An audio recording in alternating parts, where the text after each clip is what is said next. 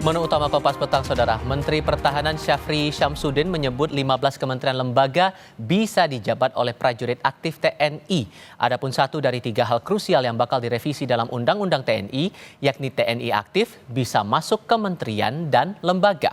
Syafri menjelaskan selain di 15 kementerian atau lembaga yang sudah ditetapkan, anggota TNI aktif harus pensiun dini untuk melanjutkan penugasan.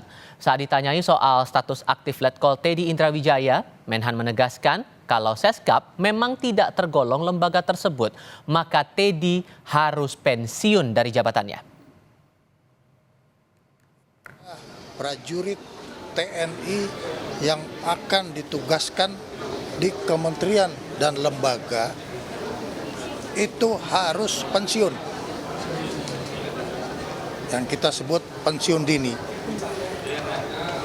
Setelah pensiun baru kita usulkan ke kementerian dan lembaga yang dimaksud. Jadi ada 15, kemudian untuk jabatan-jabatan tertentu lainnya itu kalau mau ditempatkan dia mesti pensiun. Letkol Teddy yang sekarang jadi sorotan publik karena tidak pensiun. Masuk nggak dalam kategori itu? 15 bagaimana? Ya, kalau masuk di luar kategori itu ya terkena.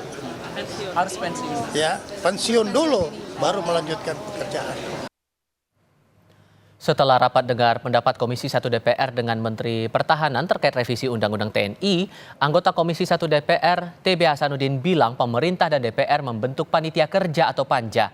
Panja pemerintah dan Komisi 1 DPR ini membahas walaupun ditugaskan lembaga pemerintahan, prajurit TNI harus mundur sebagai prajurit aktif. Lalu, jabatan di lembaga atau kementerian yang bisa diisi prajurit TNI harus dilakukan secara selektif sesuai permintaan kementerian. Dibentuk panja antara pemerintah dengan Komisi 1 DPR RI, itu panja revisi Undang-Undang nomor 34 tahun 2004 tentang TNI. Ya. Ada 2 hal yang cukup menarik. Ya, yang pertama yang semula kita rame bahwa prajurit TNI aktif itu dapat ditugaskan di mana saja, di lembaga pemerintahan, itu sekarang ini walaupun dapat ditugaskan di lembaga pemerintahan, dia harus mundur.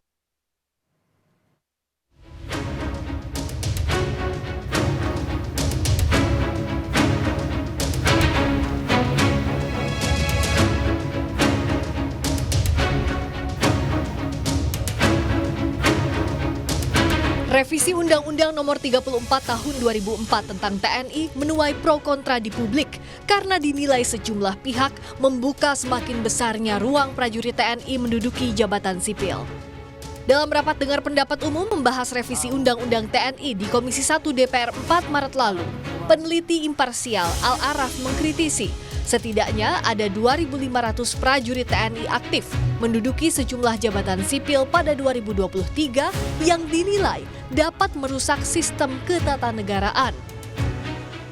Jangan kembali tarik militer ke dalam ruang jabatan sipil. Jangan goda mereka masuk ke wilayah itu. Karena itu akan merusak tata sistem ketatanegaraan kita.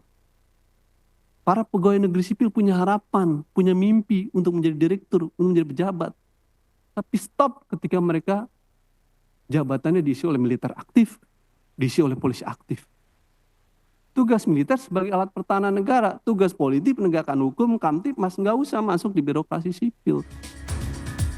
Sementara Panglima TNI Jenderal Agus Subianto bilang, semua prajurit TNI akan pensiun dini atau mundur jika aktif menduduki jabatan di kementerian atau lembaga.